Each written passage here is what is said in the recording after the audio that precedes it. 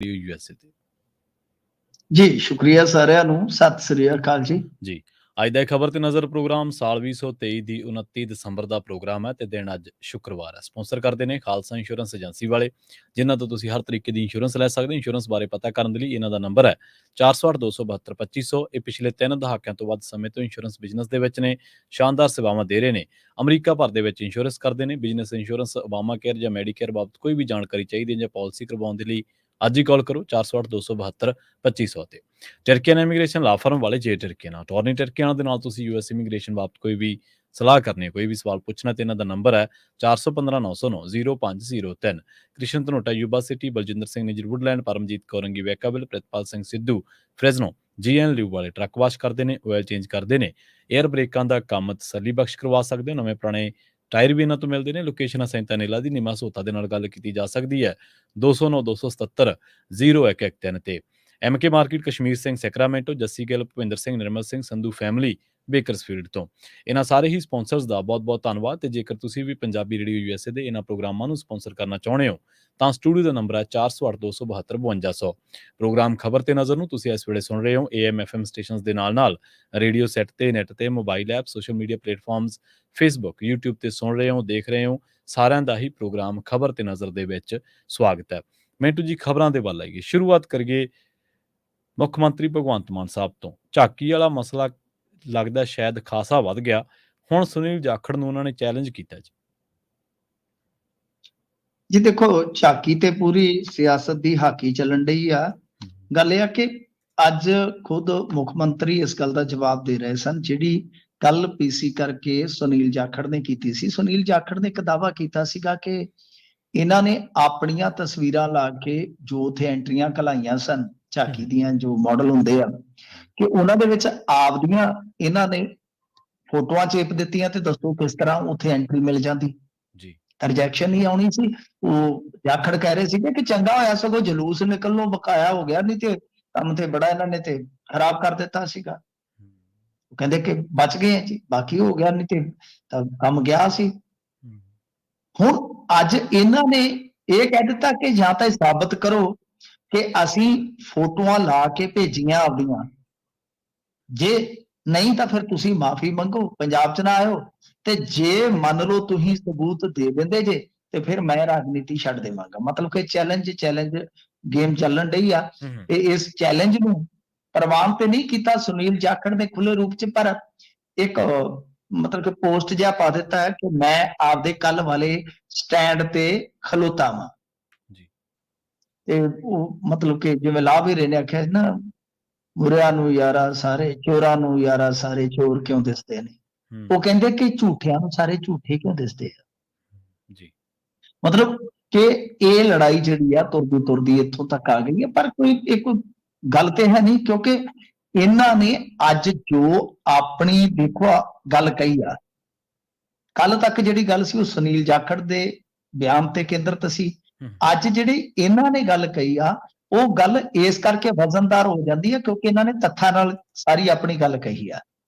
ਇਹਨਾਂ ਨੇ India government ਦੀ ਉਹ ਵੈਬਸਾਈਟ ਜਿੱਥੇ ਐਂਟਰੀਆਂ ਹੁੰਦੀਆਂ ਉਹ ਖੋਲ ਕੇ ਵਿਖਾਲ ਦਿੱਤੀ ਆ ਕਿ ਆਹ ਵੇਖੋ ਸਾਡੀਆਂ ਐਂਟਰੀਆਂ ਪਈਆਂ, ਇੱਥੇ ਦੱਸੋ ਕੇਜਰੀਵਾਲ ਕਿੱਥੇ ਹੈ। ਪਰ ਸੁਨੀਲ ਜਾਖੜ ਦੇ ਕੋਲ ਇਸ ਤਰ੍ਹਾਂ ਦੇ ਕੋਈ ਵੀ ਤੱਥ ਨਹੀਂ ਹੈਗੇ ਸਾਬਤ ਕਰਨ ਵਾਸਤੇ ਗੱਲ। ਤੇ ਸੁਨੀਲ ਜਾਖੜ ਸਿਆਣਾ ਬਿਆਣਾ ਬੰਦਾ ਹੈ। ਇਹ ਅੱਜ ਗੱਲ ਕਹੀ ਆ ਮਾਨ ਸਾਹਿਬ ਨੇ ਵੀ ਕਿ ਭਾਈ ਅਜੇ ਤਾਜ਼ਾ ਗਏ ਨੇ ਭਾਰਤੀ ਜਨਤਾ ਪਾਰਟੀ ਚ, ਇਹਨਾਂ ਨੂੰ ਹਾਲੇ ਝੂਠ ਬੋਲਣਾ ਨਹੀਂ ਆਇਆ। ਵਾਕਿਆ ਗੱਲ ਸਹੀ ਆ। ਉਹ ਤੁਸੀਂ 6 ਮਹੀਨੇ ਖਲੋ ਜਾਓ ਨਾ ਤੇ ਜਚਾ ਦੇਣਾ ਕਰਨਾ ਪੂਰਾ। ਦੇਖੋ ਸੁਨੀਲ ਜਾਖੜ ਦੇ ਬਿਆਨ ਨੂੰ ਸਾਰਿਆਂ ਨੇ ਸੀਰੀਅਸਲੀ ਲਿਆ, ਔਰ ਮੈਂ ਹੈਰਾਨ ਆ ਕਿ ਬੰਦਾ ਕਿਸ ਤਰ੍ਹਾਂ ਯਾਰ ਬਿਨਾਂ ਤੱਥ ਤੋਂ ਗੱਲ ਕਰ ਗਿਆ, ਕਿਉਂਕਿ ਇੰਡੀਆ ਦੀ ਗਵਰਨਮੈਂਟ ਦੀ ਜਿਹੜੀ ਵੈਬਸਾਈਟ ਹੈ ਉੱਥੇ ਉਸ ਤਰ੍ਹਾਂ ਦੀਆਂ ਐਂਟਰੀਆਂ ਪਈਆਂ ਨੇ। ਮੈਂ ਤੇ ਆਪ ਹੈਰਾਨ ਸਾਂ। ਮੈਂ ਕਿਹਾ ਕੇਜਰੀਵਾਲ ਨੇ ਕਿਹੜਾ ਦੀਵਾਨ ਸਿੰਘ ਕਾਲੇ ਪਾਣੀ ਨਾਲ ਕੈਦ ਪੱਟੀ ਆ ਵੀ, ਇਹਦੀ ਫੋਟੋ ਕਾਹਦੀ। ਇਹਨਾਂ ਭਗਵੰਤ ਮਾਨ ਨੇ ਵੀ ਕਿਹਾ ਕਿ ਯਾਰ ਕਮਾਲ ਦੀ ਗੱਲ, ਮੇਰਾ ਦਿਮਾਗ ਖਰਾਬ ਆ ਕਿ ਮੈਂ ਭਗਤ ਸਿੰਘ ਦੇ ਬਰੋਬਰ ਆਪਣੀ ਫੋਟੋ ਲਾ ਲਵਾਂਗਾ। ਹਾਲਾਂਕਿ ਇੱਕ ਗੱਲ ਹੋਰ ਹੈ ਜਿਹੜੀ ਕਿ ਥੀਮ ਦੇ ਅਨੁਸਾਰ ਐਂਟਰੀ ਨਹੀਂ ਸੀ ਵੀ ਜੋ ਥੀਮ ਸੀ ਵਿਕਸਿਤ ਭਾਰਤ, ਵੀ ਭਾਰਤ ਦੇ ਜਿਹੜਾ ਵਿਕਾਸ ਸੀ ਉਸਨੂੰ ਵਿਖਾਇਆ ਜਾਣਾ ਸੀਗਾ। ਪਰ ਉਹਦੇ ਵਿੱਚ ਵੀ ਆਮ ਆਦਮੀ ਪਾਰਟੀ ਨੇ ਕਿਹਾ ਕਿ ਵੇਖੋ ਸੇਮ ਸਾਡੇ ਵਾਲੀ ਜਿਹੜੀ ਐਂਟਰੀ ਸੀਗੀ ਉਹੀ ਮਹਾਰਾਸ਼ਟਰ ਦੀ ਹੈ ਜਿਹੜੀ ਪ੍ਰਵਾਨ ਕੀਤੀ ਗਈ ਹੈ। ਕੋਈ ਫਰਕ ਨਹੀਂ ਹੈਗਾ। ਹੂੰ ਹੂੰ ਤਾਂ ਗੱਲ ਇਹ ਆ ਕਿ ਸੁਨੀਲ ਜਾਖੜ ਨੇ ਜਿਸ ਤਰ੍ਹਾਂ ਦਾ ਕੁਫਰ ਤੋਲਿਆ, ਮੈਨੂੰ ਲੱਗਦਾ ਕਿ ਗਲਤ ਹੈ। ਤੁਸੀਂ ਹੁਣ ਇਹ ਸਿਰਫ ਕਹਿ ਦੇਣਾ ਕਿ ਜੀ ਮੈਂ ਆਪਣੇ ਬਿਆਨ ਤੇ ਕਾਇਮ ਆ, ਤੁਸੀਂ ਆਪਣੇ ਬਿਆਨ ਤੇ ਜ਼ਰੂਰ ਕਾਇਮ ਰਹੋਗੇ, ਪਰ ਲੋਕ ਤੇ ਦੇਖ ਰਹੇ ਆ ਨਾ ਕਿ ਤੁਸੀਂ ਕਿੱਥੇ ਖਲੋਤੇ ਹੋ। ਕਾਇਮ ਰਹੀ ਜੋ ਬਿਆਨ ਤੇ, ਕਿਉਂਕਿ ਉਹਨਾਂ ਨੇ ਸਾਰੇ ਤੱਥ ਪੇਸ਼ ਕੀਤੇ ਆ, ਤੁਹਾਡੇ ਕੋਲ ਕੁਝ ਵੀ ਨਹੀਂ ਸਿਵਾਏ ਬਿਆਨ ਤੋਂ। ਤੇ ਕੱਲ ਸਿਆਣੇ ਬਣੇ ਲੀਡਰ ਦੇ ਤੌਰ ਤੇ ਤੁਹਾਡੇ ਬਿਆਨ ਨੂੰ ਸਾਰਿਆਂ ਸੀਰੀਅਸਲੀ ਲਿਆ, ਅਖਬਾਰਾਂ 'ਚ ਛਾਪਿਆ, ਸਾਡੇ ਵਰਗਿਆਂ ਨੇ ਵੀ ਗੱਲਾਂ ਕੀਤੀਆਂ, ਪਰ ਅੱਜ ਜੋ ਉਹਨਾਂ ਨੇ ਤੱਥ ਪੇਸ਼ ਕੀਤੇ ਆ, ਮੇਰੇ ਖਿਆਲ ਦੇ ਨਾਲ ਸੁਨੀਲ ਜਾਖੜ ਵਾਸਤੇ ਬੜੀ ਨਮੋਸ਼ੀਜਨਕ ਗੱਲ ਆ। ਹੁਣ ਮਨਜਿੰਦਰ ਸਿੰਘ ਸਿਰਸਾ ਕੁਝ ਹੋਰ ਕਹੀ ਜਾਂਦਾ, ਸੁਨੀਲ ਜਾਖੜ ਕੁਝ ਹੋਰ ਕਹੀ ਜਾਂਦਾ। ਸੋ ਗੱਲ ਇਹ ਆ ਕਿ ਸੁਨੀਲ ਜਾਖੜ ਨੂੰ ਥੋੜਾ ਬਹੁਤਾ ਜੇ ਆਪਣਾ ਵਕਾਰ ਚਾਹੀਦਾ ਹੈ ਨਾ, ਕਿ ਉਹ ਆਪਣੀ ਗੱਲ ਜਿਹੜੀ ਆ ਉਹ ਤੱਥਾਂ ਦੇ ਆਧਾਰ ਤੇ ਰੱਖਣ ਤੇ ਠੀਕ ਆ, ਨਹੀਂ ਤਾਂ ਉਹਨਾਂ ਨੂੰ ਵੀ ਫੋਕੇ ਫੈਂਟਰਾਂ ਵਾਲੇ ਲੀਡਰ ਗਿਣਿਆ ਜਾਏਗਾ। ਹਾਂਜੀ ਬਿਲਕੁਲ, ਜਦੋਂ ਅੱਗੇ ਤੋਂ ਹੁਣ ਜਾਖੜ ਸਾਹਿਬ ਦੇ ਬਿਆਨ ਤੇ ਚਰਚਾ ਹੋਊਗੀ ਤਾਂ ਫਿਰ ਲੋਕ ਇਹ ਵੀ ਕਹਿ ਦੇਣਗੇ ਨਾ ਕਿ ਪਤਾ ਨਹੀਂ ਵੀ ਉਹਨਾਂ ਨੇ ਬਿਆਨ ਉਹਨਾਂ ਨੇ ਦਿੱਤਾ, ਇਹ ਨਹੀਂ ਪਤਾ ਸਹੀ ਹੈ ਜਾਂ ਗਲਤ ਹੈ।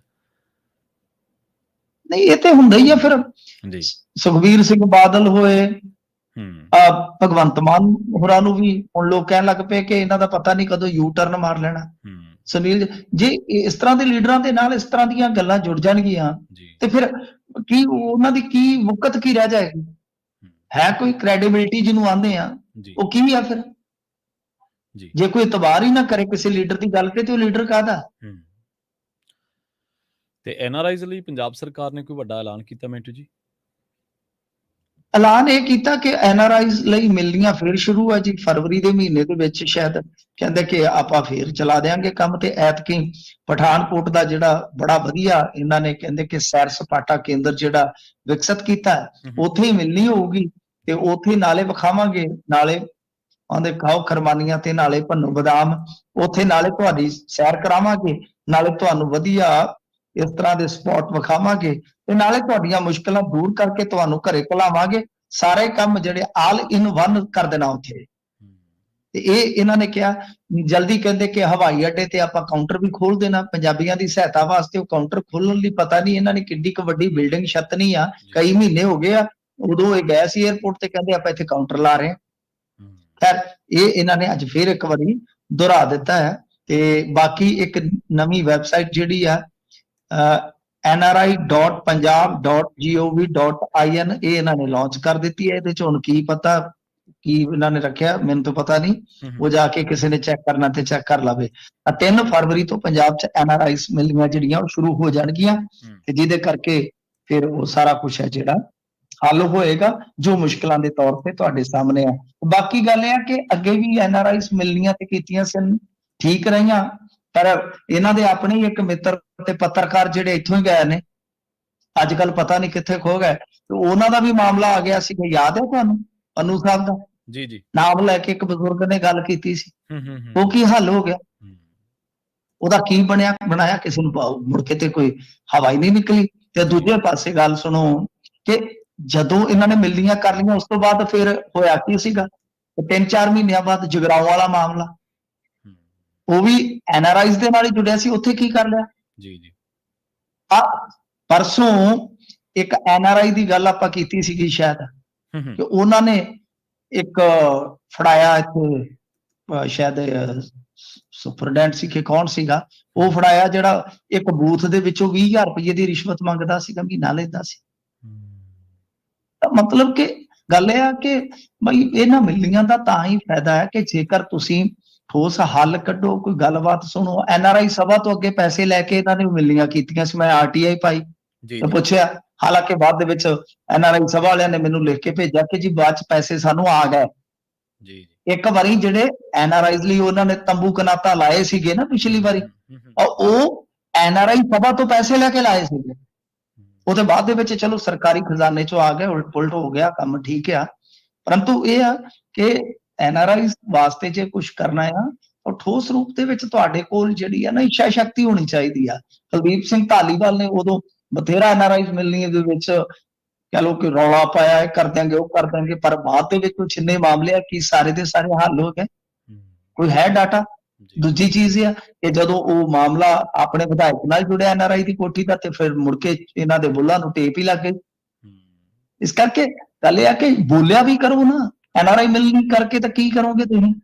ਉੱਥੇ ਦਰਖਾਸਤਾਂ ਲੈ ਕੇ ਆ ਗਿਆ, ਕੋਈ ਆਪਦੀ ਦਾਦ ਫਰਿਆਦ ਲੈ ਕੇ ਆ ਗਿਆ, ਤੁਸੀਂ ਉੱਥੇ ਚਲੋ ਗੱਲਬਾਤ ਕਹਿ ਦਿੱਤੀ ਕਿ ਹਾਂਜੀ ਹਾਂਜੀ ਹੋ ਜਾਏਗਾ, ਉਹ ਅਫਸਰ ਵੀ ਕੋਲ ਖਲੋਤੇ ਤੇ ਕਰ ਦਿਆਂਗੇ ਜੀ ਕਰ ਦਿਆਂਗੇ। ਮੁੜ ਕੇ ਉਹ ਹੋਇਆ ਕਿ ਨਹੀਂ ਹੋਇਆ, ਕੀ ਤੁਸੀਂ ਫੋਲੋ ਅਪ ਕਰਦੇ ਹੋ ਉਸ ਚੀਜ਼ ਦਾ? ਕਦੇ ਪੁੱਛਦੇ ਹੋ ਦੁਬਾਰਾ ਕਿ ਉਸ ਅਫਸਰ ਨੇ ਕੀ ਵੇਲੇ ਸਿਰ NRI ਦਾ ਕੰਮ ਕਰ ਦਿੱਤਾ? ਕਦੇ ਕੋਈ ਫੀਡਬੈਕ ਲਿਆ ਤੁਸੀਂ ਕਿ ਹਾਂ ਭਾਈ ਤੁਸੀਂ ਆਪਦਾ ਸਾਰਾ ਕੁਝ ਡਿਟੇਲ ਜਿਹੜਾ ਹੈ ਉਹ ਭਰ ਦਿਓ ਇੱਥੇ, ਤੇ ਅਸੀਂ ਤੁਹਾਨੂੰ ਫੋਨ ਕਰਾ ਕੇ ਪੁੱਛਾਂਗੇ ਕਿ ਕੀ ਤੁਸੀਂ ਸੰਤੁਸ਼ਟ ਹੋ? ਇੱਥੇ ਹਜ਼ੂਰ ਕਾਰ ਦੀ ਸਕੂਟਰ ਦੀ ਸਰਵਿਸ ਕਰਾ ਲਈਏ ਤੇ ਏਜੰਸੀ ਚੋਂ ਉਤੋਂ ਫੋਨ ਆਉਂਦਾ ਸਾਨੂੰ ਕਿ ਕੀ ਰੇਟਿੰਗ ਦਿਓਗੇ, ਕਾਰ ਦੀ ਸਰਵਿਸ ਤੋਂ ਸੰਤੁਸ਼ਟ ਹੋ? ਉਹ ਅਗਲੇ ਪੁੱਛਦੇ ਨੇ ਕਿ ਹਾਂ ਭਾਈ ਗੁੱਡ ਹੈ, ਠੀਕ ਹੈ, ਸੰਤੁਸ਼ਟ ਹੋ ਨਹੀਂ ਦੱਸੋ। ਤੇ ਇੱਥੇ ਕੋਈ ਹੈ ਤੁਹਾਡੇ ਕੋਲ ਇਸ ਤਰ੍ਹਾਂ ਦਾ ਮੈਕੈਨਿਜ਼ਮ? ਇੱਕ ਵਾਰੀ ਬਸ ਵਿਖਾਵਾ ਜਿਹਾ ਕਰ ਦੇਣਾ, ਪਾਣੀ ਧਾਣੀ ਪਿਆ ਦੇਣਾ, ਬਸ ਠੀਕ ਠਾਕ ਹੈ, ਉਹ ਕੀ ਆ? ਗੱਲ ਤੇ ਇਹ ਹੈ ਕਿ ਠੋਸ ਰੂਪ ਦੇ ਵਿੱਚ ਅੱਗੇ ਵਧੋ। ਇਹ ਚੀਜ਼ਾਂ ਚਲੋ ਬੁਰੀਆਂ ਨਹੀਂ ਹੈ, ਕਰੋ ਠੀਕ ਹੈ, ਜਮ ਕੇ ਕਰੋ, ਪਰ ਇਹਨਾਂ ਦੇ ਰਿਜ਼ਲਟ ਵੀ ਵਧੀਆ ਹੋਣੇ ਚਾਹੀਦੇ ਆ।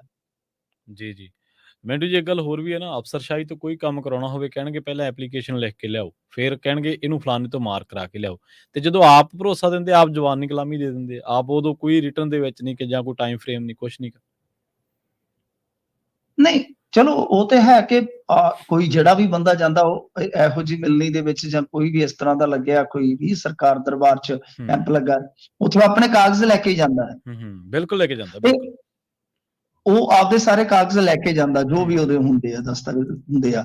ਮਸਲਾ ਤੇ ਹੈ ਕਿ ਉੱਥੇ ਵਰਬਲੀ ਮੰਤਰੀ ਸਾਹਿਬ ਕਹਿ ਦਿੰਦੇ ਕਿ ਕਰ ਕੰਮ, ਹਾਂਜੀ ਹਾਂਜੀ ਬਿਲਕੁਲ ਏਦਾਂ ਹੀ, ਅਫਸਰ ਵਰਬਲੀ ਕਹਿ ਦਿੰਦਾ ਜੀ ਮੈਂ ਕਰਦਾ। ਹਾਂਜੀ ਪਰ ਉਸ ਤੋਂ ਬਾਅਦ ਉਹ ਹੋਇਆ ਕਿ ਨਹੀਂ ਹੋਇਆ, ਉਹਦਾ ਕੀ ਰਿਕਾਰਡ ਹੈ ਤੁਹਾਡੇ? ਜੀ ਜੀ ਬਿਲਕੁਲ, ਕਿਉਂਕਿ ਉਹ ਬੰਦਾ ਵਿਚਾਰਾ ਪਿੱਟਦਾ ਰਵੇ। ਮਤਲਬ ਗੱਲ ਤਾਂ ਮੇਰੇ ਕਹਿਣ ਦਾ ਮਤਲਬ ਇਹ ਹੈ ਕਿ ਤੁਸੀਂ ਉੱਥੇ ਅਗਲੇ ਨੂੰ ਕਹੋ ਕਿ ਹਾਂ ਭਾਈ ਸਾਰਾ ਕੁਝ ਜਿਹੜਾ ਤੁਹਾਡਾ ਔਨ ਰਿਕਾਰਡ ਆਏਗਾ, ਜੋ ਵੀ ਇੱਥੇ ਆਏਗਾ ਸਾਰਾ ਕੁਝ, ਉਸ ਤੋਂ ਬਾਅਦ ਉਹਦੀ ਫੀਡਬੈਕ ਲਈ ਜਾਊਗੀ ਕਿ ਸੰਬੰਧਿਤ ਅਧਿਕਾਰੀ ਨੇ ਉਹਨੂੰ ਉਸ ਕੰਮ ਵਿੱਚ ਸਹਾਇਤਾ ਦਿੱਤੀ ਹੈ ਜਾਂ ਨਹੀਂ ਦਿੱਤੀ, ਤੇ ਜੇ ਨਹੀਂ ਉਸ ਅਫਸਰ ਨੂੰ ਘੇਰਨਾ ਚਾਹੀਦਾ।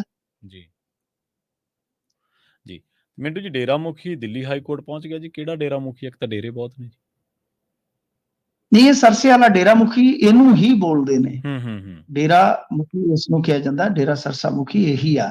ਤੇ ਬਾਕੀ ਉਹਦਾ ਮੁਖੀ ਤੇ ਹੈਗੇ ਆ ਡੇਰਿਆਂ ਦੇ, ਤੇ ਅੱਜ ਕੱਲ ਸੜਕ ਦੇ ਕਿਨਾਰੇ ਤੇ ਵੀ ਜਿਹੜੇ ਹਾਈਵੇ ਦੀ ਜ਼ਮੀਨ ਤੇ ਕਬਜ਼ਾ ਕਰਕੇ ਡੇਰਾ ਬਣਾਇਆ ਹੁੰਦਾ, ਉਹਦੇ ਵੀ ਮੁਖੀ ਹੁੰਦੇ ਹੀ ਆ। ਗੱਲ ਇਹ ਆ ਕਿ ਅਸਲ ਦੇ ਵਿੱਚ ਇਹ ਇਸ ਕਰਕੇ ਗਿਆ ਕਿਉਂਕਿ ਇੱਕ ਯੂਟਿਊਬਰ ਨੇ ਵੀਡੀਓ ਪਾਇਆ ਹੋਇਆ, ਉਸ ਵੀਡੀਓ ਦੇ ਵਿੱਚ ਉਸਨੇ ਕੋਈ ਇਹਦੀ ਕਹਾਣੀ ਬਿਆਨ ਕੀਤੀ ਹੈ, ਕਹਿੰਦਾ ਕਿ ਬਈ ਹਟਾਓ ਇਸ ਨੂੰ, ਮੈਨੂੰ ਬਚਾਓ ਜੀ। ਕਹਿੰਦਾ ਹੁਣ ਮੇਰੇ ਵਰਗਾ ਤੇ ਸਾਊਥ ਲੱਗ ਕੋਈ ਹੈ ਹੀ ਨਹੀਂ ਹੈਗਾ, ਇਸ ਕਰਕੇ ਭਾਈ ਉਹ ਵੀਡੀਓ ਤੇ ਮੈਨੂੰ ਡਿਫੇਮ ਕਰਦੀ ਆ, ਹਟਾਓ। ਤਾਂ ਗੱਲ ਇਹ ਆ ਕਿ ਹੁਣ ਹਾਈ ਕੋਰਟ ਨੇ ਸੁਣਵਾਈ ਵਾਸਤੇ ਕੇਸ ਜਿਹੜਾ ਉਹ ਲਿਸਟਡ ਕਰ ਲਿਆ। ਕੱਲ ਨੂੰ ਇਹਦੀ ਸੁਣਵਾਈ ਜਿਹੜੀ ਆ ਉਹ ਸੂਚੀਬੱਧ ਕੀਤੀ ਗਈ ਆ, ਕੱਲ ਨੂੰ ਸੁਣਵਾਈ ਹੋਏਗੀ, ਉਸ ਤੋਂ ਬਾਅਦ ਫਿਰ ਪਤਾ ਲੱਗੇਗਾ। ਅਸਲ ਦੇ ਵਿੱਚ ਕੀ ਹੈ ਕਿ ਇਹਨੇ ਜਿਹੜੀਆਂ ਗੱਲਾਂ ਕਹੀਆਂ ਨੇ ਉਹ ਵੀਡੀਓ ਮੈਂ ਵੇਖਿਆ ਕਈ ਦਿਨ ਪਹਿਲਾਂ, ਇਨਫੈਕਟ ਵੇਖਿਆ। ਉਹ ਜੇ ਵੀਡੀਓ ਹਟਾਈ ਜਾਂਦੀ ਹੈ, ਮੈਂ ਕਹਿੰਦਾ ਕਿ ਜੇ ਕੋਰਟ ਉੱਥੋਂ ਤੱਕ ਪਹੁੰਚਦਾ ਹੈ, ਕਿਉਂਕਿ ਉਸ ਯੂਟਿਊਬਰ ਨੂੰ ਇਹਨਾਂ ਨੇ ਨੋਟਿਸ ਘਲਾਇਆ ਸੀ, ਉਸਨੇ ਇਨਕਾਰ ਕਰ ਦਿੰਦਾ, ਕਹਿੰਦਾ ਜਾ ਯਾਰ ਮੈਂ ਨਹੀਂ ਹਟਾਉਂਦਾ, ਠੀਕ ਹੈ ਨਾ। ਤਾਂ ਇਹ ਹਾਈ ਕੋਰਟ 'ਚ ਗਏ ਆ, ਆਖੇ ਜੀ ਇਹਦੇ ਤੇ ਅੱਗੇ ਪਰਚਾ ਹੋਇਆ ਸੀ, ਫਲਾਣੇ ਚੈਨਲ 'ਚ ਕੰਮ ਕਰਦਾ ਸੀਗਾ, ਉਦੋਂ ਹੋ ਗਿਆ। ਹੁਣ ਤਾਂ ਪੱਤਰਕਾਰਾਂ ਤੇ ਪਰਚੇ ਹੁੰਦੇ, ਹੋਰ ਕੀ ਹੁੰਦਾ? ਜਾਂ ਪੱਤਰਕਾਰ ਸਮਝੌਤਾਵਾਦੀ ਹੁੰਦੇ, ਜਾਂ ਫਿਰ ਪਰਚੇ ਹੁੰਦੇ, ਇਹ ਚੀਜ਼ਾਂ ਹੁੰਦੀਆਂ। ਹੋਰ ਪੱਤਰਕਾਰ ਤੇ ਕੀ ਗੜੇ ਪੈਣੇ ਆ ਸਿਰ ਦੇ ਵਿੱਚ, ਉਹਦੇ ਗੜੇ ਵੱਜਣੇ ਆ, ਆਹੀ ਆ, ਜਾਂ ਤਾਂ ਡੰਡੇ ਵੱਜਦੇ ਆ ਜਾਂ ਕੇਸ ਵੱਜਦੇ ਆ, ਆਹੀ ਸਾਰਾ ਕੁਝ ਚੱਲਦਾ। ਤਾਂ ਖੈਰ ਗੱਲ ਇਹ ਆ ਕਿ ਹੁਣ ਜੋ ਕੁਝ ਉਹਦੇ 'ਚ ਕਿਹਾ ਉਦੋਂ ਸ਼ਾਇਦ ਜ਼ਿਆਦਾ ਹੀ ਅਸੀਂ ਸੁਣਿਆ, ਕੀਤਾ, ਵੇਖਿਆ, ਪੜ੍ਹਿਆ ਹੋਏਗਾ, ਤੇ ਉਹ ਸਾਰਾ ਕੁਝ ਕਿਤਾਬਾਂ 'ਚ ਦਰਜ ਆ। ਇਹਦੇ ਤੇ ਉਹ ਜਿਹੜਾ ਹੈਗਾ ਸੀਗਾ ਇੱਕ ਕ੍ਰਾਈਮ ਰਿਪੋਰਟਰ ਦਾ, ਮੈਨੂੰ ਨਾਮ ਭੁੱਲ ਗਿਆ, ਉਹਨੇ ਕਿਤਾਬ ਲਿਖੀ ਹੋਈ ਹੈ, ਉਸੇ ਕਿਤਾਬ 'ਚ ਚੁੱਕ ਕੇ ਉਹਨੇ ਸਾਰੀਆਂ ਗੱਲਾਂ ਬੋਲ ਦਿੱਤੀਆਂ। ਜਿਵੇਂ ਹੁਣ ਮਤਲਬ ਕਿ ਤੁਸੀਂ ਕਿਸੇ ਕਿਤਾਬ ਨੂੰ ਕੋਟ ਕਰਕੇ ਤੇ 15 ਮਿੰਟ ਦੀ ਵੀਡੀਓ ਬਣਾ ਦਿਓ, ਤੇ ਫਿਰ ਸਭ ਤੋਂ ਪਹਿਲਾਂ ਜੇ ਮੈਂ ਕਿਤਾਬ ਲਿਖੀ ਹੈ ਤੇ ਤੁਸੀਂ ਮੇਰੀ ਕਿਤਾਬ ਤੇ ਬੋਲ ਰਹੇ ਹੋ, ਤਾਂ ਮੇਰੇ ਤੇ ਕੇਸ ਹੋਣਾ ਚਾਹੀਦਾ ਹੈ ਨਾ। ਜੀ ਬਿਲਕੁਲ।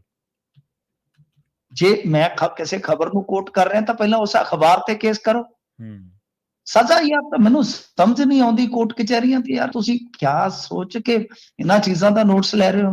ਚਲੋ ਨੋਟਿਸ ਲੈ ਵੀ ਲਿਆ, ਸਾਰਿਆਂ ਦਾ ਹੱਕ ਆ, ਪਰ ਮੰਨ ਲਓ ਕੱਲ ਨੂੰ ਇਸ ਤਰ੍ਹਾਂ ਦੀ ਕਾਰਵਾਈ ਹੁੰਦੀ ਹੈ ਤਾਂ ਮੈਨੂੰ ਜਾਤੀ ਤੌਰ ਤੇ, ਕਿਉਂਕਿ ਮੈਂ ਦੇਖੀ ਆ ਉਹ ਵੀਡੀਓ, ਮੈਨੂੰ ਕੁਝ ਵੀ ਉਹ ਨਹੀਂ ਲੱਗਿਆ ਕਿ ਉਸ ਬੰਦੇ ਨੇ ਆਪਣੇ ਕੋਲੋਂ ਕੁਝ ਕਿਹਾ, ਕੱਖ ਨਹੀਂ। ਉਹਨੇ ਸਗੋਂ ਮਤਲਬ ਕਿ ਕਈ ਗੱਲਾਂ ਛੱਡੀਆਂ ਨੇ ਜਿਹੜੀਆਂ ਗੱਲਾਂ ਦਾ ਸਾਨੂੰ ਵੀ ਪਤਾ।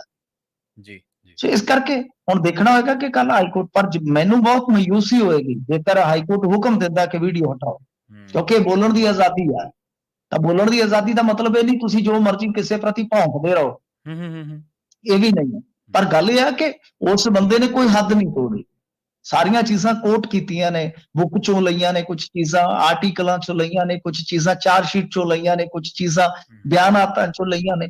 ਮੈਨੂੰ ਨਹੀਂ ਲੱਗਦਾ ਕੁਝ ਵੀ ਗਲਤ ਹੈ। ਉਦੋਂ ਜ਼ਿਆਦੀਆਂ ਤੇ ਸ਼ਾਇਦ ਪ੍ਰਵੀਨ ਜੀ ਖਬਰਾਂ ਆਪਾਂ ਕੀਤੀਆਂ ਹੋਣਗੀਆਂ। ਹਾਂਜੀ, ਬਹੁਤ ਕੀਤੀਆਂ। ਹਾਂਜੀ 17 ਚ ਵੀ ਕੀਤੀਆਂ ਸੀ, ਪਹਿਲਾਂ ਵੀ ਕੀਤੀਆਂ, ਇਹਦੇ ਉਸ ਤੋਂ ਕੇਸ ਬਾਅਦ ਵੇਲੇ ਵੀ ਬਹੁਤ ਕੀਤੀਆਂ। ਕੀਤੀਆਂ ਆਪਾਂ, ਜਦੋਂ ਪੱਤਰਕਾਰ ਵਾਲਾ ਕੇਸ ਖੁੱਲਿਆ ਸੀ ਨਾ, ਜਿਹੜਾ ਪੱਤਰਕਾਰ ਛਤਰਪਤੀ ਹਾਂਜੀ ਵਾਲਾ। ਹਾਂਜੀ, ਉਹ ਕੇਸ ਆਪਾਂ ਕਿੰਨੇ ਹਾਂਜੀ ਵਾਰੀ ਖੰਗਾਲਿਆ ਸਾਰਾ, ਤੇ ਉਹਦੀ ਇੰਟਰਵਿਊ ਬਕਾਇਦਾ ਅੰਸਲ ਦੀ ਆਪਾਂ ਕਿੰਨੇ ਵਾਰੀ ਕੀਤੀ ਹੈ ਮੁੰਡੇ ਦੀ, ਉਹਦੀ। ਜੀ ਜੀ ਬਿਲਕੁਲ ਉਹੀ ਗੱਲ ਹੈ ਨਾ। ਤਾਂ ਖੈਰ ਇਹ ਦੇਖਣਾ ਹੋਏਗਾ, ਪਰ ਮੈਨੂੰ ਮਾਯੂਸੀ ਹੋਏਗੀ ਜ਼ਾਤੀ ਤੌਰ ਤੇ ਜੇ ਇਸ ਤਰ੍ਹਾਂ ਦਾ ਕੰਟੈਂਟ ਹਟਾਇਆ ਜਾਂਦਾ, ਕਿਉਂਕਿ ਕੁਝ ਵੀ ਨਹੀਂ ਹੈ। ਜੋ ਚੀਜ਼ਾਂ ਰਿਕਾਰਡ ਤੇ ਆਈਆਂ ਨੇ, ਜੋ ਚੀਜ਼ਾਂ ਮੀਡੀਆ ਰਿਪੋਰਟਾਂ ਚ ਆਈਆਂ ਨੇ, ਜੋ ਚੀਜ਼ਾਂ ਲਿਖਤਾਂ ਚ ਲੱਭਤਾਂ ਚ ਹੁਣ ਤੱਕ ਆਈਆਂ ਨੇ, ਉਹੀ ਬੋਲੀਆਂ। ਤੇ ਜੇ ਫਿਰ ਵੀ ਹਟਾਇਆ ਜਾਂਦਾ ਤਾਂ ਬਹੁਤ ਮੰਦਭਾਗਾ ਹੋਏਗਾ। ਪਰ ਉਹ ਮੁੰਡਾ ਅੜਨ ਵਾਲਾ ਹੀ ਆ, ਉਹ ਕਹਿੰਦਾ ਮੈਂ ਨਹੀਂ ਹਟਾਊਂਗਾ, ਜੋ ਕਰਨਾ ਕਰ ਲਓ। ਨਹੀਂ, ਬਿਲਕੁਲ ਉਹ ਜਿਵੇਂ ਮਿੰਟੂ ਜੀ ਹਟਾਉਣੀ ਵੀ ਨਹੀਂ ਚਾਹੀਦੀ। ਇਹ ਤੁਹਾਡੀ ਗੱਲ ਸਹੀ ਹੈ ਕਿ ਇਹ ਤਾਂ ਫਿਰ ਬਹੁਤ ਗਾਂਹ ਲੰਘ ਜੂਗੀ ਗੱਲ। ਬ੍ਰੌਡਕਾਸਟਿੰਗ ਬਿੱਲ ਦੀ ਵੀ ਪਿਛਲੇ ਦਿਨੀ ਚਰਚਾ ਸੀਗੀ ਮਿੰਟੂ ਜੀ, ਵੈਸੇ ਤਾਂ ਆਪਣਾ ਲਿਸਟ ਕੀਤਾ ਉਹ ਸਵਾਲ ਨਹੀਂ ਹੈ, ਪਰ ਫਿਰ ਵੀ ਉਹਦੀ ਚਰਚਾ ਸੀਗੀ। ਉਹਦੇ ਵਿੱਚ ਵੀ ਅਜਿਹੀਆਂ ਬੰਦਸ਼ਾਂ ਦਾ ਜ਼ਿਕਰ ਕੀਤਾ ਗਿਆ ਸੀਗਾ। ਦੇਖੋ ਬ੍ਰੌਡਕਾਸਟ ਬਿੱਲ ਦੇ ਮੈਂ ਨਹੀਂ ਪੜ੍ਹਿਆ, ਮੈਂ ਇਮਾਨਦਾਰੀ ਨਾਲ ਕਹਾਂ, ਜੇ ਮੈਂ ਪੜ੍ਹਿਆ ਹੋਵੇਗਾ ਫਿਰ ਮੈਂ ਉਹਦੇ ਤੇ ਕੋਈ ਟਿੱਪਣੀ ਕਰ ਸਕਦਾ। ਪਰ ਬ੍ਰੌਡਕਾਸਟ ਬਿੱਲ ਇਹ ਦੇਖੋ ਸਾਰੇ ਪਾਸੇ ਸਖਤੀ ਕਰੂਗੇ। ਹਾਂਜੀ ਹਾਂਜੀ ਹਾਂਜੀ, ਠੀਕ ਹੈ ਨਾ ਜੀ, ਸਖਤੀ ਕਰੂਗੇ। ਉਹਦੇ ਵਿੱਚ ਇਹ ਹੈ ਕਿ ਮਤਲਬ ਕਿ ਇਹ ਨਹੀਂ ਹੁੰਦਾ ਕਿ ਜਿਵੇਂ ਹੁਣ ਮੰਨ ਲਓ ਅਸੀਂ ਗੱਲਾਂ ਕਰੀ ਜਾਂਦੇ ਹਾਂ ਕਿ ਸਾਡੀ ਬੋਲਤੀ ਬੰਦ ਕਰ ਦਿੰਦੀ। ਉਹ ਹੁੰਦਾ ਕਿ ਇੰਟਰਨਲ ਸਿਕਿਉਰਿਟੀ ਦੇ ਨਾਮ ਤੇ ਜਾਂ ਕੁਝ ਦੇਸ਼ ਦੀ ਜਾਂ ਬਾਹਰਲੇ ਦੇਸ਼ਾਂ ਦੇ ਨਾਲ ਸਾਡੇ ਸੰਬੰਧ, ਉਹ ਚੀਜ਼ਾਂ ਦਾ ਜਿਹੜਾ ਹੁੰਦਾ ਕੰਟੈਂਟ ਤੇ ਉਹ ਸੈਂਸਰਸ਼ਿਪ ਵਧਾ ਦਿੰਦੇ ਨੇ। ਹੋਰ ਕੀ ਹੈ, ਅਸੀਂ ਜਿਸ ਦੌਰ 'ਚ ਕੰਮ ਕਰ ਰਹੇ ਹਾਂ ਜ਼ਰੂਰ, ਅਸੀਂ ਜਿਸ ਦੌਰ 'ਚੋਂ ਲੰਘ ਰਹੇ ਹਾਂ, ਤੁਹਾਨੂੰ ਕੀ ਦੱਸੀਏ, ਮੈਂ ਇਸ ਸਾਲ ਦੇ ਵਿੱਚ 3 ਵਾਰੀ ਝਟਕਾ ਖਾ ਚੁੱਕਾ ਜੀ। 3 ਵਾਰੀ ਖੁਦ ਮੇਰੇ ਤੇ ਹੋਇਆ, 3 ਵਾਰੀ ਫੇਸਬੁੱਕ ਮਤਲਬ ਕਿ ਕੋਈ ਬਿਨਾਂ ਗੱਲ ਤੋਂ। ਤੁਹਾਨੂੰ ਇੱਕ ਛੋਟੀ ਜਿਹੀ ਮਿਸਾਲ ਦੇਣਾ, ਮੈਂ YouTube ਦਾ ਲਿੰਕ ਸ਼ੇਅਰ ਕੀਤਾ। YouTube ਦਾ ਲਿੰਕ ਸ਼ੇਅਰ ਕੀਤਾ, ਕਿਸੇ ਦੇ ਚੈਨਲ ਦਾ ਲਿੰਕ ਸ਼ੇਅਰ ਕੀਤਾ। ਜੀ ਜੀ, ਲਿੰਕ ਕਾਹਦਾ ਸ਼ੇਅਰ ਕੀਤਾ? ਜੇਲ੍ਹ ਇੰਟਰਵਿਊ। ਠੀਕ ਹੈ, ਤਾਂ ਮੈਨੂੰ ਮਹੀਨੇ ਵਾਸਤੇ ਰਿਸਟ੍ਰਿਕਟ ਕਰ ਦਿੱਤਾ ਗਿਆ। ਰਿਸਟ੍ਰਿਕਸ਼ਨ ਸੀ ਮੇਰੇ ਤੇ। 12 ਦਸੰਬਰ ਨੂੰ 9 ਦਸੰਬਰ ਨੂੰ ਹਟਾਈ ਹੈ। ਕਹਿੰਦੇ ਬੰਦਾ ਬਣ ਜਾ। ਮੈਂ ਸਗੋਂ ਧੱਕ ਕੇ ਪਾਉਣ ਲੱਗਿਆ, ਮੈਂ ਕਿਹਾ ਹਟਾਓ, ਪੱਕਾ ਹੀ ਚੱਕ ਦਿਓ ਮੈਨੂੰ, ਫਿਰ ਕੀ ਹੈ। ਹਾਂਜੀ ਹਾਂਜੀ, ਮੈਂ ਇੱਕ ਹੋਰ ਪੇਜ ਆਪਦੇ ਨਾਲ ਬਣਾ ਲਿਆ, ਮੈਂ ਕਿਹਾ ਮੈਂ ਉਹ ਚਲਾ ਲੂੰਗਾ ਬਾਅਦ। ਸੋ ਕਹਿਣ ਦਾ ਮਤਲਬ ਹੈ ਕਿ ਅਸੀਂ ਇਹ ਸਾਰਾ ਕੁਝ ਤੇ ਅੱਗੇ ਹੈਗਾ। ਉਹ ਬਿੱਲ ਦੇ ਰੂਪ ਚ ਲਿਆਉਣਗੇ ਤੇ ਚਲੋ ਠੀਕ ਹੈ, ਸਿੱਧਾ ਹੋ ਜਾਏਗਾ। ਉਦਾਂ ਫੇਸਬੁੱਕ ਜਾਂ ਸਾਰੇ ਇਹ ਜਿਹੜੇ ਹੈਗੇ ਆ, ਇਹ ਝੁਕੀ ਫੇਸਬੁੱਕ ਤੇ ਬਿਲਕੁਲ ਇਹਨਾਂ ਦੇ ਸਾਹਮਣੇ ਵਿਸ਼ਾ ਪਿਆ ਜ਼ਰੂਰ। ਹਾਂਜੀ ਹਾਂਜੀ ਬਿਲਕੁਲ। WhatsApp ਤੁਹਾਨੂੰ ਮੇਰੇ ਦੋਸਤ ਹੈਗੇ ਨੇ, ਮੈਂ ਬਹੁਤਾ ਰਿਵੀਲ ਨਹੀਂ ਕਰਦਾ, ਉਹ ਕਹਿੰਦੇ ਤੁਹਾਡੀ ਚੈਟ 1 ਮਿੰਟ ਚ ਕੱਢ ਲੈਂਦੇ ਅਸੀਂ WhatsApp ਵਾਲੇ, ਕਰੋ ਗੱਲ। ਬਿਲਕੁਲ, ਤੁਹਾਡੀ ਚੈਟ ਕਹਿੰਦੇ 5 ਮਿੰਟ ਚ ਕੱਢ ਲਾਂਗੇ, ਕਾਲਿੰਗ ਵੀ ਕੱਢ ਲਾਂਗੇ, ਤੁਹਾਡੀ ਡਿਲੀਟ ਹੋਈ ਚੀਜ਼ ਵੀ ਕੱਢ ਲਾਂਗੇ। ਜੀ, ਹੋਰ ਦੱਸੋ ਕੀ ਹੈ? ਬਹੁਤ ਨਾਜ਼ੁਕ ਦੌਰ ਹੈ, ਤੇ ਉਹ ਜੇ ਸਿੱਧੀ ਸੈਂਸਰਸ਼ਿਪ ਲਾ ਦੇਣਗੇ, ਹੁਣ ਉਹ ਰਹਿ ਗਿਆ ਬਸ। ਬਾਕੀ ਤਾਂ ਇੰਡਾਇਰੈਕਟਲੀ ਤਾਂ ਹੈ ਹੀ ਆ ਸਾਡੇ ਤੇ। ਆ ਕਿੰਨੇ ਪੇਜ ਤੁਹਾਡੇ ਸਾਹਮਣੇ ਡਾਏ ਪੰਜਾਬ ਦੇ ਇਸ ਵਾਰੀ, ਇਸ ਸਾਲ ਦੇ ਵਿੱਚ। ਮੈਂ ਤੁਹਾਨੂੰ ਦੱਸਿਆ 3 ਵਾਰ ਦਾ ਭੁਗਤ ਭੋਗੀ ਤੇ ਮੈਂ 2-3 ਵਾਰ ਦਾ। ਜੀ ਬਿਲਕੁਲ, ਪੇਜ ਤਾਂ ਮਿੰਟੂ ਜੀ ਬਿਲਕੁਲ ਡਾਏ ਨੇ। ਇੱਥੇ ਤਾਂ ਜਦੋਂ ਅੰਮ੍ਰਿਤਪਾਲ ਸਿੰਘ ਦੀ ਗ੍ਰਿਫਤਾਰੀ ਹੁੰਦੀ, ਉਸ ਤੋਂ ਬਾਅਦ ਕਵਰੇਜ ਕਰਨਗੇ ਪੱਤਰਕਾਰਾਂ ਨੂੰ ਚੱਕ। ਅਰੇ ਹਜ਼ੂਰ, ਅੰਮ੍ਰਿਤਪਾਲ ਸਿੰਘ ਦੀ ਗ੍ਰਿਫਤਾਰੀ ਤੋਂ 1 ਦਿਨ ਪਹਿਲਾਂ, ਯਾਨੀ 17 ਤਰੀਕ ਨੂੰ, ਜਿਸ ਚੈਨਲ ਤੇ ਮੈਂ ਕੰਮ ਕਰਦਾ ਉਹਦਾ ਪੇਜ ਡਾਤਾ ਸੀ। 1 ਦਿਨ ਪਹਿਲਾਂ ਪੰਜਾਬ 'ਚ ਸਭ ਤੋਂ ਪਹਿਲਾਂ ਬੋਣੀ ਮੇਰੇ ਤੋਂ ਕੀਤੀ ਇਹਨਾਂ ਨੇ ਜੀ, ਇਨਕਲਾਬ ਦੀ ਸਰਕਾਰ ਨੇ। ਯਾਨੀ ਅੰਮ੍ਰਿਤਪਾਲ ਸਿੰਘ ਤੇ ਕਾਰਵਾਈ ਹੁੰਦੀ ਹੈ 18 ਨੂੰ। ਹਾਂਜੀ ਹਾਂਜੀ 18। ਸਾਡੇ ਤੇ ਕਾਰਵਾਈ 17 ਨੂੰ ਦੁਪਹਿਰ 4:30 ਵਜੇ ਹੋ ਗਈ ਸੀ। ਜੀ, ਤੁਹਾਨੂੰ ਕੀ ਦੱਸੀ ਹੁਣ, ਉਹ ਦਿਲ ਕੇ ਫਫੋਲੇ ਜਲ ਉੱਠਦੇ ਆ। ਤੇ ਦੇਖੋ ਮਿੰਟੂ ਜੀ, ਵੈਸੇ ਚਲੋ ਆਪਾਂ ਇਹਨੂੰ ਇੱਥੇ ਵਾਈਂਡ ਅਪ ਕਰਨਾ ਸੀ, ਪਰ ਮੇਰੇ ਇੱਕ ਗੱਲ ਹੋਰ ਖਿਆਲ ਦੇ ਵਿੱਚ ਆ ਗਈ ਵੀ ਦੇਖੋ, ਇੱਕ ਪੱਤਰਕਾਰ ਦੇ ਕਤਲ ਮਾਮਲੇ 'ਚ ਸਜ਼ਾ ਜ਼ਾਫਤਾ ਬੰਦਾ, ਕੋਈ ਇਹ ਨਹੀਂ ਕਿ ਉਹਦੇ ਦੋਸ਼ ਲੱਗਿਆ, ਉਹ ਸਜ਼ਾ ਜ਼ਾਫਤਾ ਬੰਦਾ, ਤੇ ਉਹ ਕਹਿ ਰਿਹਾ ਮੇਰੇ ਤੇ ਕੰਟੈਂਟ ਪਾ ਕੇ ਤੇ ਮੇਰੀ ਛਵੀ ਖਰਾਬ ਕੀਤੀ। ਵੀ ਤੂੰ ਤਾਂ ਖੁਦ ਸਜ਼ਾ ਜ਼ਾਫਤਾ, 20 ਸਾਲ ਦੀ ਤੈਨੂੰ ਸਜ਼ਾ ਹੋਈ ਹੈ ਪੱਤਰਕਾਰ ਦੇ ਕਤਲ ਦੇ ਮਾਮਲੇ ਦੇ ਵਿੱਚ। ਉਲਟਾ ਚੋਰ ਕੋਤਵਾਲ ਕੋ ਡਾਂਟੇ, ਉਹ ਗੱਲ ਹੋਈ ਪਈ ਹੈ ਇੱਥੇ ਤਾਂ। ਸਜ਼ਾ ਯਾਫਤਾ ਚਲੋ ਉਹਦੇ ਚ ਕੀ ਹੁੰਦਾ ਕਿ ਅਪੀਲ ਦਾ ਕਹਿ ਸਕਦਾ ਕਿ ਮੇਰੀਆਂ ਅਪੀਲਾਂ ਨੇ ਉੱਤੇ, ਹੋਰ ਉਹਦੇ ਅੱਛਾ, ਕੋਲ ਕੁਝ ਨਹੀਂ ਹੈ, ਵਾਹ! ਕਿਉਂਕਿ ਜੀ, ਜੀ। ਅਪੀਲ ਤਾਂ ਪੈਂਡਿੰਗ ਹੈ ਨਾ। ਅਪੀਲ ਪੈਂਡਿੰਗ ਹੈ, ਅਪੀਲ ਬਿਲਕੁਲ। ਉਹ ਅਪੀਲ ਦਾ ਹਵਾਲਾ ਦੇ ਸਕਦਾ ਹੈ। ਪਰ ਗੱਲ ਇਹ ਹੈ ਕਿ ਉਹ ਆਪਦੀ ਜਗ੍ਹਾ ਠੀਕ ਹੋ ਸਕਦੀ ਗੱਲ ਕਿਸੇ ਦੀ ਵੀ, ਕਿ ਜਦ ਤੱਕ ਮੇਰੀ ਅਪੀਲ ਦਾ ਨਿਬੇੜਾ ਨਹੀਂ ਹੁੰਦਾ ਤਦ ਤੱਕ। ਪਰ ਗੱਲ ਇਹ ਹੈ ਕਿ ਬੋਲਣ ਦੀ ਆਜ਼ਾਦੀ ਵੀ ਤੁਸੀਂ ਕਾਇਮ ਰੱਖਣੀ ਹੈ ਨਾ, ਵੋਟਾਂ ਦਾ ਉਹ ਵੀ ਵੇਖਣਾ ਹੈ ਨਾ, ਉਹ ਵੀ ਫਰਜ਼ ਹੈ। ਉਹ ਦੋਵੇਂ ਬੈਲੈਂਸ ਰੱਖਣੀਆਂ ਪੈਣਗੀਆਂ ਚੀਜ਼ਾਂ, ਕਿ ਤੁਸੀਂ ਭਾਈ ਆਪਦੀ ਲੜਾਈ ਕਾਨੂੰਨੀ ਲੜੋ, ਪਰ ਤੁਸੀਂ ਇਹ ਨਹੀਂ ਹੈ ਕਿ ਤੁਹਾਡੇ ਖਿਲਾਫ ਕੋਈ ਖਬਰ ਨਹੀਂ ਲਾ ਸਕਦਾ। ਜੀ, ਜੀ। ਤਾਂ ਇਦਾਂ ਤਾਂ ਉਹੀ ਮੈਂ ਕਹਿ ਰਿਹਾ ਕਿ ਉਹ ਚੀਜ਼ਾਂ ਤਾਂ ਫਿਰ ਉਹ ਤਾਂ ਕੱਲ ਨੂੰ ਕਹੇਗਾ ਕਿ ਜਿਹੜੀ ਕਿਤਾਬ ਹੈ ਉਹ ਵੀ ਜਿਹੜਾ ਪਬਲਿਸ਼ਰ ਹੈ ਵਾਪਸ ਲਵੇ। ਹਾਂਜੀ, ਬਿਲਕੁਲ, ਇਹ ਤਾਂ ਹੈ। ਜੀ, ਜੀ।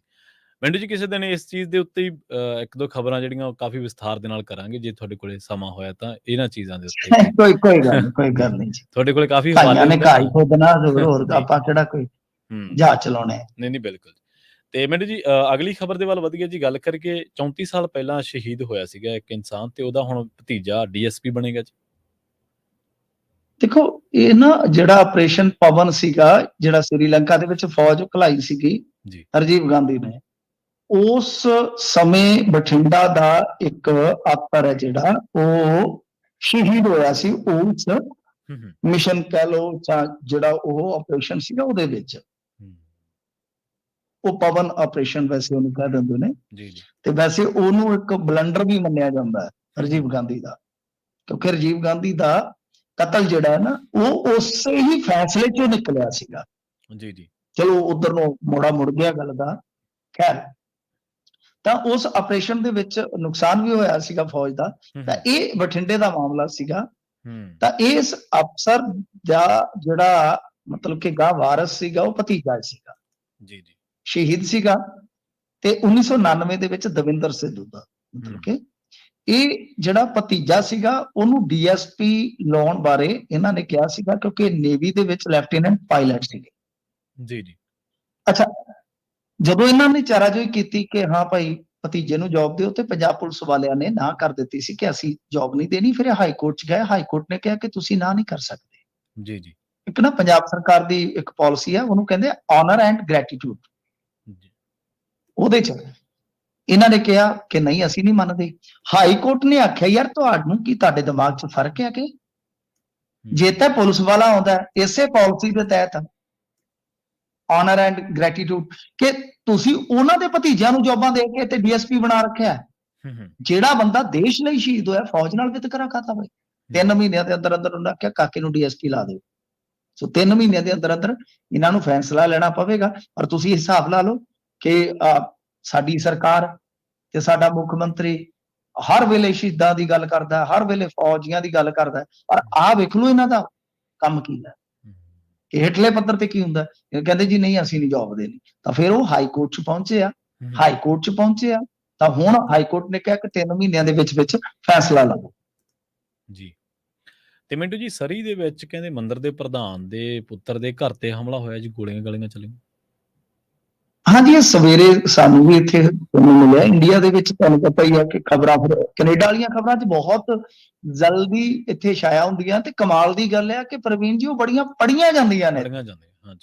ਇਹ ਅੱਜ ਤੋਂ 4-5 ਸਾਲ ਪਹਿਲਾਂ ਨਹੀਂ ਸੀਗਾ ਟ੍ਰੈਂਡ, ਕਿਉਂਕਿ ਅਸੀਂ ਲੰਬੇ ਸਮੇਂ ਤੋਂ ਇੱਥੇ ਅਮਰੀਕਾ ਜਾਂ ਕੈਨੇਡਾ 'ਚ ਕੰਮ ਕਰਦੇ ਹਾਂ ਰੇਡੀਓ ਸਟੇਸ਼ਨਾਂ ਤੇ, ਤਾਂ ਅੱਗੇ ਨਹੀਂ ਸੀ। ਸਗੋਂ ਇੱਥੋਂ ਦੀ ਖਬਰ ਜ਼ਿਆਦਾ ਇੱਧਰ ਰੀਜਨਲ ਸੁਣੀ ਜਾਂਦੀ ਸੀ।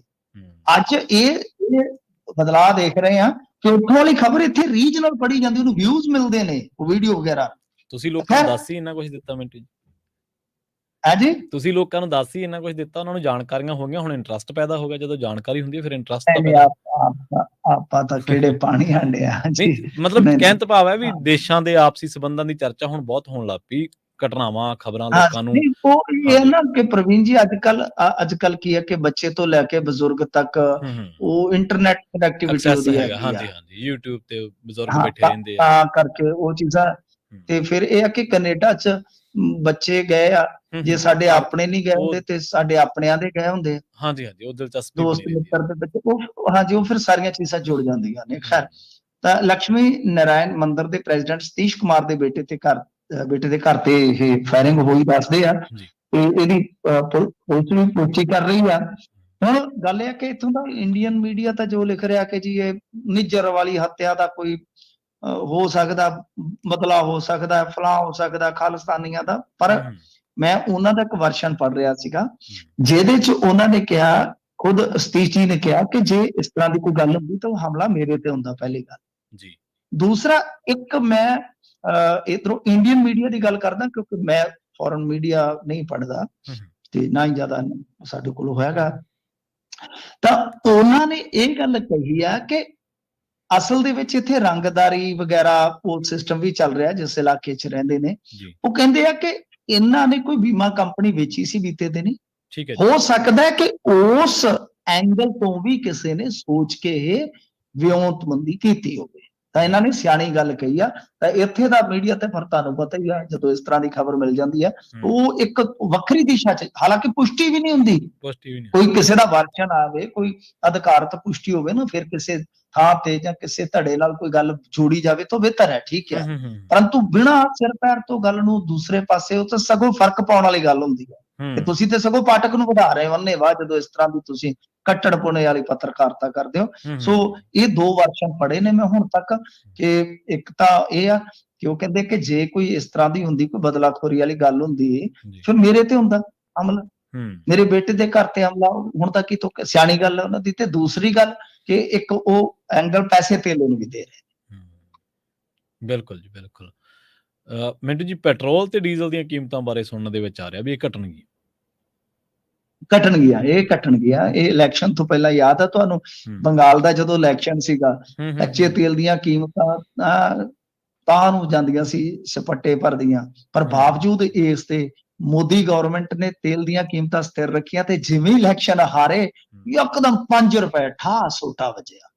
ਉਹ ਤਾਂ ਇਹੀ ਹੈ, ਹਾਂਜੀ, ਇਹੀ ਹੈ ਕਿ ਇਸ ਵਾਰੀ ਖੁਸ਼ਕਿਸਮਤੀ ਇਹਨਾਂ ਦੀ ਹੁਣ ਤੱਕ ਇਹ ਹੈ ਕਿ ਕੱਚੇ ਤੇਲ ਦੀ ਕੀਮਤ ਜਿਹੜੀ ਤਕਰੀਬਨ, ਜੇ ਇੰਡੀਆ ਦੇ ਲਿਹਾਜ਼ ਨਾਲ ਤੁਸੀਂ ਦੇਖੋਗੇ ਤਾਂ ਮੇਰੇ ਖਿਆਲ ਦੇ ਨਾਲ ਆਲਮੋਸਟ 25% ਥੱਲੇ ਆ ਗਈ ਆ।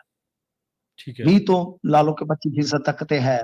ਤਾਂ ਇਹਦਾ ਮਤਲਬ ਇਹ ਆ ਕਿ ਮੋਦੀ ਸਰਕਾਰ ਹੁਣ ਨਹਿਲੇ ਤੇ ਦਹਿਲਾ ਇਹ ਮਾਰ ਸਕਦੀ ਆ ਕਿ 8-10 ਰੁਪਏ ਦੀ ਰਹਿਤ ਦੇ ਸਕਦੀ ਆ, ਕਿਉਂਕਿ ਇਹਨਾਂ ਨੇ ਲਾਭ ਇੰਨਾ ਖੱਟਿਆ ਹੋਇਆ ਨਾ। ਇਹ ਤੇ 1 ਸਾਲ ਘਾਟੇ 'ਚ ਵੀ ਕੰਪਨੀਆਂ ਨੂੰ ਕਹਿਣ ਨਾ ਤੇਲ ਵੇਚੀ ਚਲੋ, ਤੇ ਤਦ ਵੀ ਕੰਮ ਚੱਲ ਜਾਊਗਾ। ਸੋ ਇਸ ਕਰਕੇ ਹੁਣ ਉਮੀਦ ਵੱਝੀ ਆ, ਕਿਉਂਕਿ ਜਦੋਂ ਮੀਡੀਆ 'ਚ ਤੁਹਾਨੂੰ ਪਤਾ ਖਬਰਾਂ ਪਲਾਂਟਡ ਹੁੰਦੀਆਂ ਨੇ, ਜਦੋਂ ਇਸ ਤਰ੍ਹਾਂ ਦਾ ਕੰਮ ਕਰਨਾ ਹੋਵੇ, ਪਹਿਲਾਂ ਉਹ ਆਪਦਾ ਗਰਾਊਂਡ ਬਣਾਉਣਾ ਸਟਾਰਟ ਕਰ ਦਿੰਦੇ ਆ ਕਿ ਜੀ ਤੇਲ ਦੀਆਂ ਕੀਮਤਾਂ ਘਟਾਈਆਂ ਜਾ ਸਕਦੀਆਂ, ਇਹ ਹੋ ਸਕਦਾ, ਉਹ ਹੋ ਸਕਦਾ, ਤਾਂ ਮੁੜ ਕੇ ਉਹ ਐਲਾਨ ਕਰ ਦਿੰਦੇ ਆ। ਤਾਂ ਸਾਫ਼ ਹੈ। ਪਰ ਇਹ ਆ ਕਿ ਜੋ ਲਾਲ ਸਾਗਰ ਦੇ ਵਿੱਚ ਕੰਮ ਚੱਲਦਾ ਪਿਆ, ਮੰਨ ਲਓ ਕੱਲ ਨੂੰ ਕੋਈ ਖੁਦਾ ਨਾ ਖਾਸਤਾ ਉੱਥੇ ਗੱਲ ਜ਼ਿਆਦਾ ਵੱਧ ਜਾਂਦੀ ਹੈ ਤਾਂ ਫਿਰ ਥੋੜਾ ਜਿਹਾ ਔਖਾ ਹੋ ਜਾਏਗਾ। ਪਰ ਇੱਕ ਵਾਰੀ ਤੇਲ ਦੀਆਂ ਕੀਮਤਾਂ ਤੇ ਜ਼ਰੂਰ ਘਟਾਉਣਗੇ, ਵਧਾਉਣ ਭਾਵੇਂ ਬਾਅਦ 'ਚ ਜਿੰਨਾ ਮਰਜ਼ੀ ਜੀ। ਮਿੰਟੂ ਜੀ, ਇਹਨਾਂ ਖਾਸ ਖਬਰਾਂ ਤੇ ਖਾਸ ਜਾਣਕਾਰੀਆਂ ਦੇ ਲਈ ਤੁਹਾਡਾ ਬਹੁਤ-ਬਹੁਤ ਧੰਨਵਾਦ ਜੀ। ਧੰਨਵਾਦ ਜੀ। ਪ੍ਰੋਗਰਾਮ ਖਬਰ ਤੇ ਨਜ਼ਰ ਦੇ ਪਹਿਲੇ ਹਿੱਸੇ ਦੇ ਵਿੱਚ ਆਪਣੇ ਨਾਲ ਜੁੜੇ ਸਨ ਮਿੰਟੂ ਗੁਰਸਰਗਾ ਜੀ, ਜਿਨ੍ਹਾਂ ਦੇ ਨਾਲ ਆਪਾਂ ਕਈ ਅਹਿਮ ਖਬਰਾਂ ਨੂੰ ਲੈ ਕੇ ਚਰਚਾ ਕੀਤੀ ਹੈ। ਵੇਲਾ ਹੋ ਗਿਆ ਇੱਕ ਬ੍ਰੇਕ ਦੇ ਲਈ ਰੁਕਣ ਦਾ। ਜਲਦ ਵਾਪਸੀ ਇੱਕ ਸ਼ਾਰਟ ਬ੍ਰੇਕ ਤੋਂ ਬਾਅਦ। ਖਬਰਾਂ ਹੋਰ ਵੀ ਨੇ ਜਿਨ੍ਹਾਂ ਤੇ ਚਰਚਾ ਕਰਾਂਗੇ।